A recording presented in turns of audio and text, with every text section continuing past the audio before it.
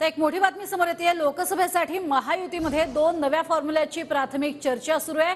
32-12-4 हा एक फॉर्म्युला आहे ज्यावरती महायुतीमध्ये प्राथमिक चर्चा सुरू आहे। भाजप 32, शिवसेना 12 आणि राष्ट्रवादीला 4 जागा दिल्या जातील अशी चर्चा आहे। तर भाजप 28, शिवसेना 10 आणि राष्ट्रवादी 10 या फॉर्म्युल्यावरती सुद्धा चर्चा सुरू आहे। दरम्यान शिंदे गटाप्रमाणे अजित पवार गटाला सुद्धा लोकसभेच्या जागा मिळाव्यात असं छगन भुजबळांनी म्हटलंय।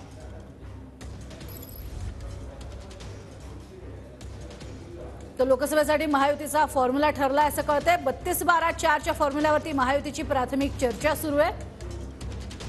तर भाजप 32, शिवसेना 12 आणि राष्ट्रवादी 4 या फॉर्म्युल्यावरती सुरुवातीला चर्चा होतीये। तर भाजप 28, शिवसेना 10 आणि राष्ट्रवादी 10 या फॉर्म्युल्यावरती सुद्धा चर्चा होती असं कळतंय।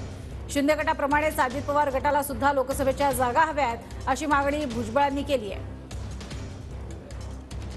आगामी लोकसभा निवडणुकीसाठी महायुतीचा फॉर्म्युला ठरला असल्याचं सांगितलं। मला काही कल्पना नाही आहे। 28 जागा भाजपला आणि 10 शिंदे गटाला तर 10 अजित पवार गटाला लढवण्याची शक्यता आहे, काय सांगता? मला काही माहित नाही। मी फक्त एवढंच सांगेन की शिंदे गटाला जेवढ्या जागा लोकसभेच्या मिळतील तेवढ्याच जागा अजित पवार राष्ट्रवादी काँग्रेस पक्षाला मिळाल्या पाहिजेत।